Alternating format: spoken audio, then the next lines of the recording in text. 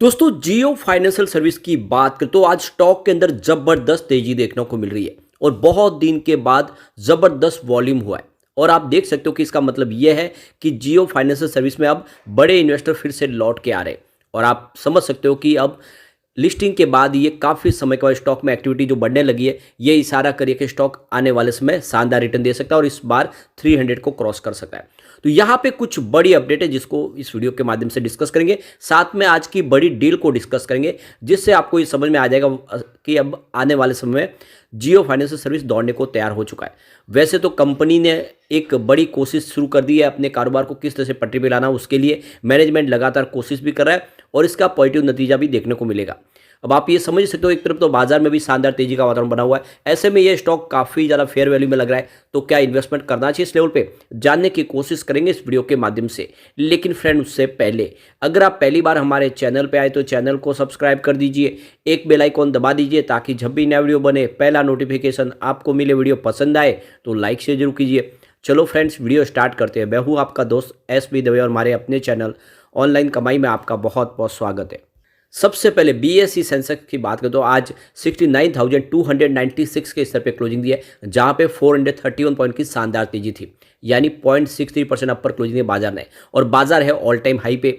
Stock सारे के सारे बहुत तेजी से दौड़ रहे, सभी सेक्टर दौड़ रहे और इसके पीछे वजह है कि बीजेपी ने 3 राज्य में बहुत बड़ी जीत हासिल की है। और इससे एक पॉजिटिव जो मैसेज है क्लियरली समझ में आ रहा है कि आने वाले समय भी बाजार में स्टेबिलिटी जारी रहेगी। और ऐसे में एफआई का रुझान पॉजिटिव हो चुका है बाजार को लेकर और आने वाले 2024 तक बाजार में तेजी की संभावना बनने लगी और इसीलिए निवेशक आने लगे। और ये तेजी का दौर शुरू हुआ है, काफ़ी लंबा चल सकता है, बीच बीच में करेक्शन जरूर आ सकता है, लेकिन बड़ी तेजी के लिए बाजार तैयार हो चुका है। आज अगर हम बात करें बीएसई फाइनेंशियल सर्विस की तो तेजी उतनी नहीं थी जितनी बाजार के अंदर दूसरे सेक्टर में थी। यहाँ पर देख लो कि 10,225 के स्तर पे 0.77% की तेजी थी, यानी 1% से कम थी। कुछ इंडेक्स के अंदर तेजी काफ़ी बड़ी थी और जियो फाइनेंशियल सर्विस ने आज कमाल ही कर दिया। स्टॉक की शुरुआत हुई 231 पर। अब आप देख सकते हो कि पॉजिटिव शुरुआत हुई क्योंकि क्लोजिंग थी कल की 230 के आसपास, लेकिन जो दौड़ लगाई वो बहुत ही शानदार है। 246% का जबरदस्त जंप, यानी एक ही दिन में अगर आप देखें तो 15 रुपए का भारी भरकम जंप। ये बहुत दिन के बाद देखने को मिला हमें जियो फाइनेंशियल सर्विस में। हमने लगातार देखा कि 2 से 3 रुपए का अप डाउन मूवमेंट देखने को मिलता था। इस बार 15-16 रुपए का जो मूवमेंट है ये इशारा करके एक्टिविटी बढ़ चुकी है बड़े फंड हाउस की। इसमें इंट्राडे में वैसे 229 का इसने लो भी बनाया, यानी कुछ क्षणों के लिए आपको गिरावट के साथ स्टॉक ट्रेड करता हुआ दिखा देगा, लेकिन निचले लेवल से जैसे खरीदारी शुरू हुई स्टॉक ने कमाल कर दिया। अंत में क्लोजिंग 242 के आसपास रही, जहाँ पे 5.24% की जबरदस्त तेजी देखने को मिली। अब आप देखो कि पिछले एक महीने के हिसाब से जो गिरावट है वो 2.71% रह गई है, 248 के आसपास था। अब आप देख सकते हो कि इसमें गिरावट काफ़ी थम चुकी है। वैसे पिछले एक महीने के हिसाब से 11% की शानदार तेजी बन चुकी है। 217 के आसपास स्टॉक था और जब 220 के आसपास तब मैंने लगातार कहा कि इसमें आप खरीदारी कीजिए, ये लेवल अच्छा है, क्योंकि 220 से नीचे स्टॉक नहीं जा रहा था, वहाँ से लगातार बाउंस बैक देखने को मिल रहा था और अब स्टॉक ने दौड़ना बिल्कुल शुरू कर दिया है। अब यहाँ पे इसकी परफॉर्मेंस देखें तो 28 नवंबर को स्टॉक 226 के आसपास था, जहाँ पे 0.1% की गिरावट हुई थी। 29 नवंबर की बात करें तो 226 के आसपास ही क्लोजिंग है, जहाँ पे 0.1% की मामूली सी गिरावट हुई। लेकिन 30 नवंबर को देखें तो स्टॉक 229 के आसपास है, 1.5% की तेजी के साथ में। लेकिन 1 दिसंबर को उतनी ही फिर से गिरावट हुई, स्टॉक फिर से 225 के आसपास आ गया, 1.7% की गिरावट के साथ। तो आप देखें तो एक सीमित दायरे में ट्रेड कर रहा था स्टॉक पिछले कई ट्रेडिंग सेशन से। लेकिन 4 दिसंबर को यानी कल जब बाजार में शानदार तेजी बनी तो ये स्टॉक भी 230 तक पहुंचा।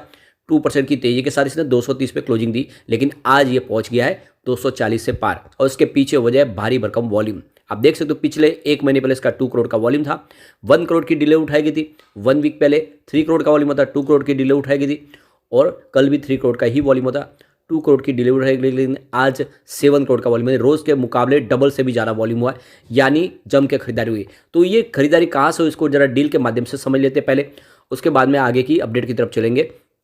तो सुबह 12:09 पर 232 की प्राइस से 4,29,000 शेयरों की बिकवाली हुई। फिर 12:21 पर 233 की प्राइस से 3,60,000 शेयरों की बिकवाली और हुई। लेकिन उसके बाद 12:32 पर 235 की प्राइस से 7,04,000 शेयरों की ज़बरदस्त खरीदारी हुई। उसके बाद 12:35 पर 237 की प्राइस से 2,86,000 शेयरों की खरीदारी और हुई। उसके बाद यहाँ पे 12:35 पर 238 की प्राइस से 5,77,000 शेयरों की एक बड़ी खरीदारी और हुई, यानी जम के खरीदारी शुरू हुई। फिर 12:45 पर 240 की प्राइस से 3,07,000 शेयरों की एक खरीदारी और हुई। उसके बाद 12:49 पर 241 की प्राइस से 4,27,000 शेयरों की एक ज़बरदस्त खरीदारी और हुई। फिर 12:50 पर 242 की प्राइस से यहाँ पे 2,98,000 शेयरों की एक ज़बरदस्त खरीदारी हुई। फिर 12:52 पर 242 की प्राइस से 2,99,000 शेयरों की खरीदारी और हुई। उसके बाद 1:22 पर 244 की प्राइस से 3,50,000 शेयरों की बिकवाली हुई। फिर 1:27 पर 245 की प्राइस से 3,66,000 शेयरों की एक शानदार खरीदारी और हुई। तो ये आप समझ ही सकते हो कि बहुत ज़बरदस्त खरीदारी हुई है। बड़े फंड हाउस की यहाँ पे बिकवाली 1-2 है, लेकिन खरीदारी बहुत ज़्यादा, जो इशारा करी है कि अब आने वाले समय जियो फाइनेंशियल सर्विस 300 को क्रॉस कर सकता है और आने वाले समय निकट भविष्य में बहुत ऊपर तक भी जा सकता है। अब यहाँ पे जो सबसे बड़ी बात है कि कंपनी अब CIC बनने जा रही है, यानी जो NBFC का जो इसका कैटेगरी है उससे बदल के वो CIC में जाएगी। इसके लिए परमिशन मांगी है RBI से, एप्लीकेशन उन्होंने लगा दी है। तो आप देख सकते हो कि यहाँ पे सबसे जो बड़ी बात है वो परमिशन मिल सकती है, क्योंकि उस जो भी उसके लिए आप देखें जो पैमाना है उस पैमाने पे खरी उतरती है और इस वजह से कंपनी का जो भी नियमों के तहत यहाँ पे CIC में इसका सम्मिलित होना बिल्कुल यहाँ पे दिखाई दे रहा है कि ये क्लियरली हो सकता है। रिजर्व बैंक ऑफ इंडिया की तरफ से यहाँ पे इसको परमिशन मिल सकती है। तो जो अपडेट है कि TVS होल्डिंग और यहाँ पे जियो फाइनेंशियल सर्विस, दो कंपनियों ने CIC में अपने कारोबार को कन्वर्ट करने के लिए एप्लीकेशन लगाई, जिसमें 4 नवंबर को TVS होल्डिंग ने लगाई थी और 21 नवंबर को जियो फाइनेंशियल सर्विस ने लगाई थी, जो अपने बिजनेस को नॉन बैंकिंग फाइनेंस कंपनी से CIC में अपने बिजनेस को बदलना चाहते हैं। तो ये इसकी सब्सिडीज कंपनी रिलायंस की, और वो चाहते हैं कि ये CIC बने ताकि काम करने की आज़ादी हो और दोनों कंपनियां मिलकर आराम से काम को आगे बढ़ा पाए और परमिशन मिल जाएगी बिल्कुल। तो फिर यहाँ पे आने वाले समय इसमें एक शानदार तेजी की संभावना और बनेगी और कारोबार तेजी से आगे बढ़ा पाएंगे। दूसरा जो सबसे बड़ा इसके लिए एक पॉजिटिव ट्रिगर साबित होगा वो जनवरी से आप देखें तो MFI की लिस्ट में लार्ज कैप में शामिल होने की संभावना बन चुकी है जियो फाइनेंशियल सर्विस की, क्योंकि इसका मार्केट कैप काफ़ी बड़ा है। तो बिल्कुल ये लार्ज कैप में होगा और जैसे ही MFI की लिस्ट में लार्ज कैप में शामिल होगा तो बहुत सारे नए इन्वेस्टर यहाँ पे इन्वेस्टमेंट शुरू कर देंगे और इसीलिए उससे पहले ही आपको इन्वेस्टमेंट कर लेना चाहिए। तो डिप में आपको खरीदारी का मौका मिल जाएगा, क्योंकि ये MFI की लिस्ट में शामिल होने के बाद तो वहाँ पे प्राइस बढ़नी ऑलरेडी पहले से शुरू हो जाएगी और इसीलिए यहाँ पे MFI लिस्ट में IRFC हो, पॉलीकॉप, ये जियो फाइनेंशियल सर्विस, इनके यहाँ पे आप देखो संभावना बनी हुई है, क्योंकि इनका मार्केट कैप बड़ा है। देख सकते हो कि 1,54,035 करोड़ का मार्केट कैप है, यानी 1.5 लाख करोड़ से बड़ा मार्केट कैप है। तो बिल्कुल यहाँ पे इसके लिए पूरी की पूरी संभावना कि इसको इसमें शामिल किया जाएगा। वैसे इसकी करंट प्राइस आप देख सकते हो 242 के आसपास, लेकिन इसने जो लो बनाया था वो 203 का था, हाई जो है 278 का है। तो इस समय स्टॉक अगर आप देखें तो अपने लो और हाई के बिल्कुल बीच में एंट्री का अच्छा मौका बन रहा है। स्टॉक का P 6,127 का फिलहाल ये सबसे बड़ी चिंताजनक बात है। बुक वैल्यू इसकी 182 का, तो अपनी बुक वैल्यू से थोड़ा ही ऊपर आपको दिखाई दे रहा है। फेस वैल्यू 10 है।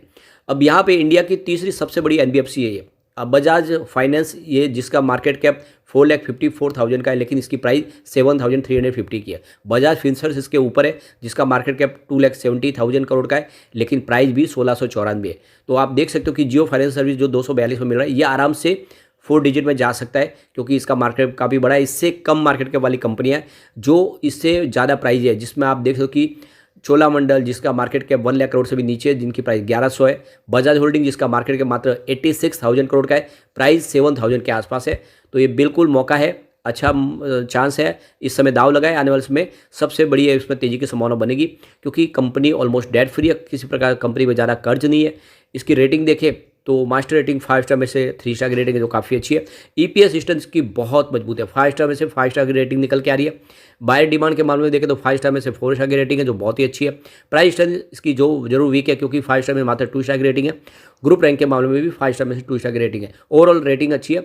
ऐसे में लॉन्ग टर्म इन्वेस्टर के लिए अच्छा मौका है। इन्वेस्टमेंट आपको जियो फाइनेंशियल सर्विस में कर लेना चाहिए, लेकिन फ्रेंड कोई भी इन्वेस्टमेंट करने से पहले अपने फाइनेंशियल एडवाइजर के बारे में ले ले या अपना खुद का रिसर्च करें, क्योंकि मैंने वीडियो आपके एजुकेशनल पर्पज के लिए ही बनाया। वीडियो पसंद आए तो लाइक से जरूर कीजिए और चैनल को सब्सक्राइब कर दीजिए। Thank you friend.